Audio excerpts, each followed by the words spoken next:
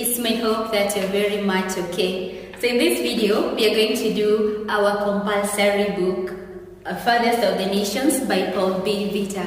So you want to pay attention to the end of the video to learn more, because reading is one thing and then comprehending is another thing. So in today's video, we are going to analyze chapter 1.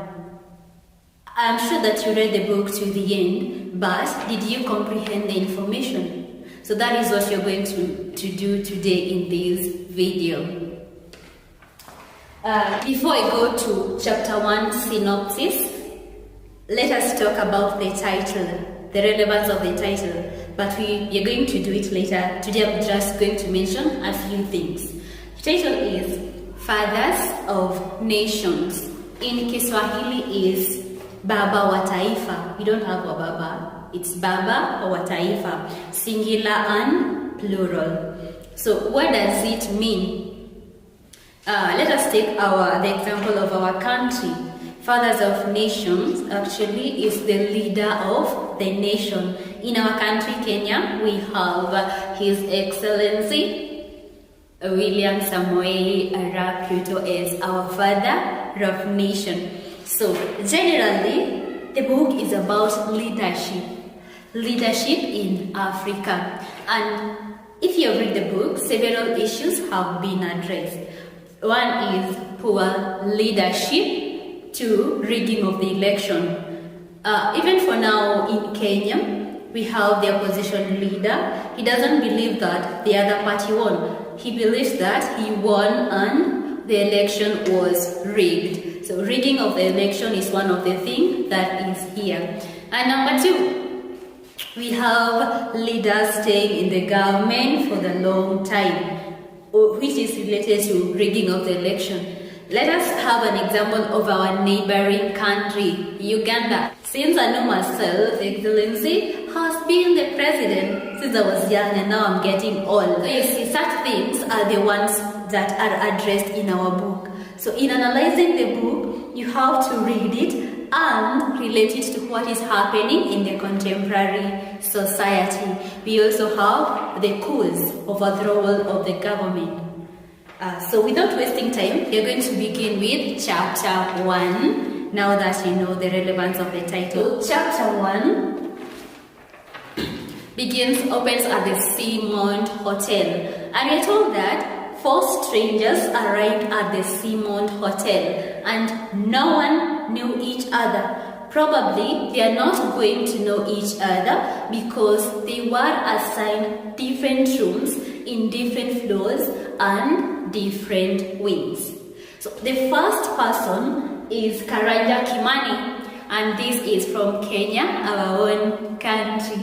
And Karanja Kimani, he is a professor in the Institute of Development Studies at the University of Nairobi. Age, he is about 60 years old, and he is assigned a room in the 4th floor, East Wing. So that is our first. Number 2, we have Nkobile Melusi, and this one, he has no occupation. He is a comrade and citizen of Zimbabwe. He is given the 5th floor of the South Wing. Age is about 70 years old. As you can see, he is old. Does his age means wisdom?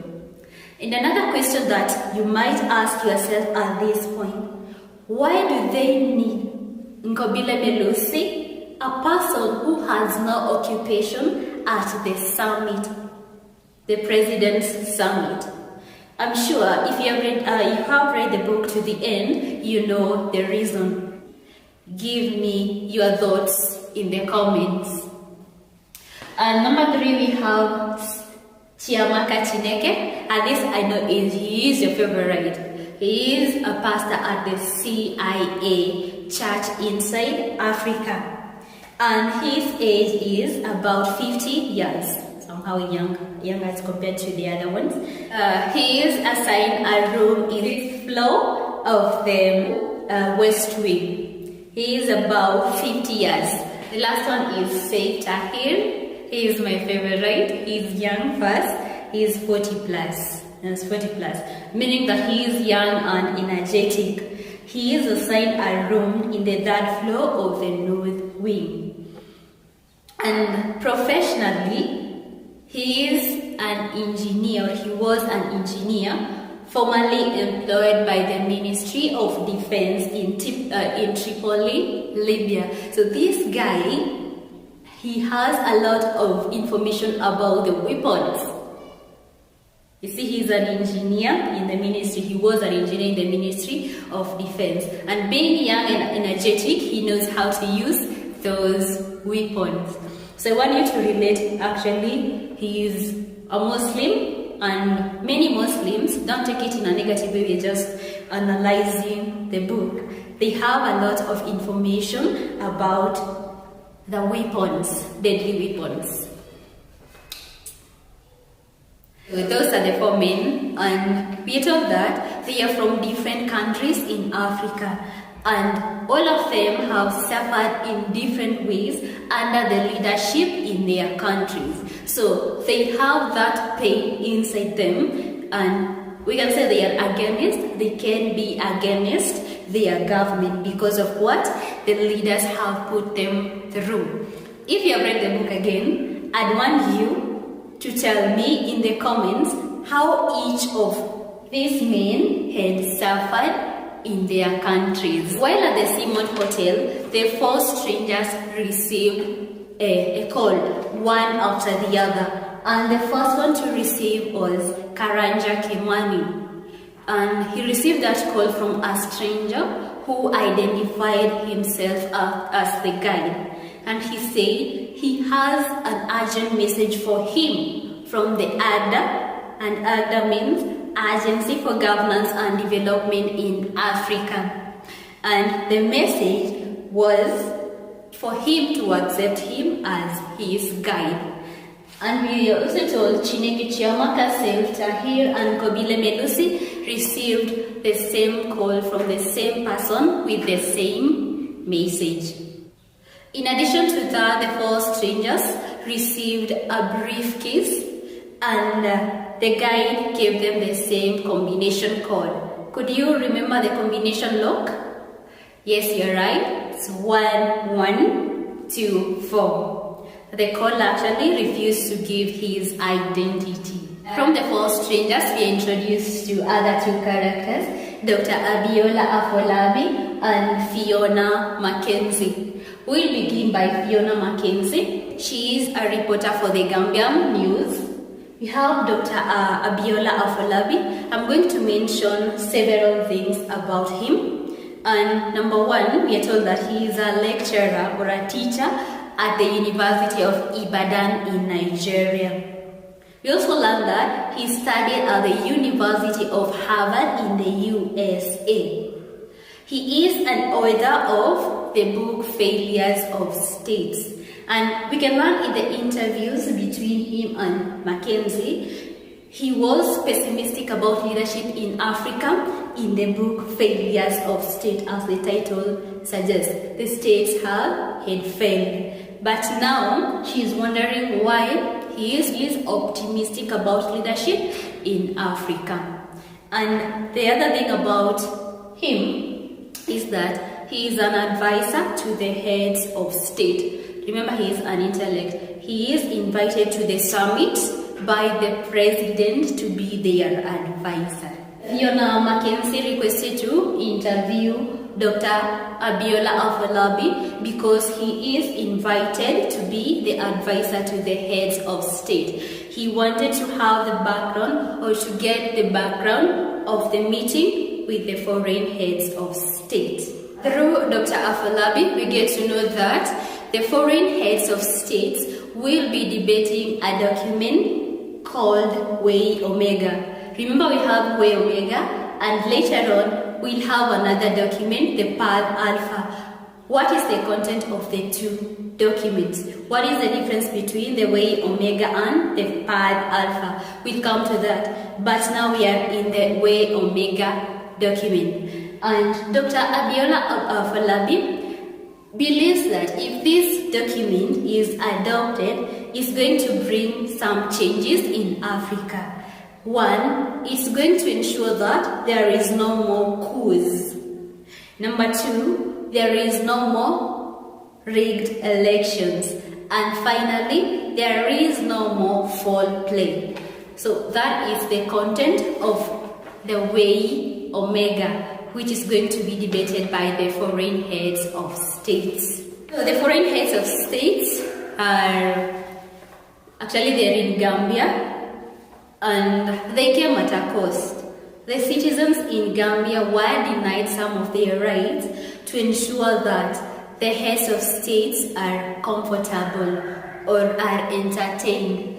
And the cost that they came with, number one, before they arrived, several things happened which affected the citizens. One, checkpoints sprout everywhere. This gave the guards that opportunity to take bribes from the passers-by. Number two, we have roadside kiosks in which families depended for their livelihood were demolished. Now they don't have something that is going to give them their daily bread. And the people who are doing that is the government. Number three, road gets layer of tarmac at the time of maximum traffic. So that is before. And then when they arrived, the worst happened. What happened?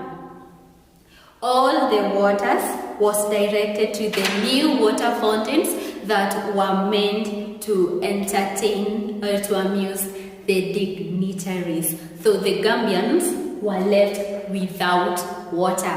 Remember, water is very basic. So we can see there is poor governance in Africa as depicted by this point.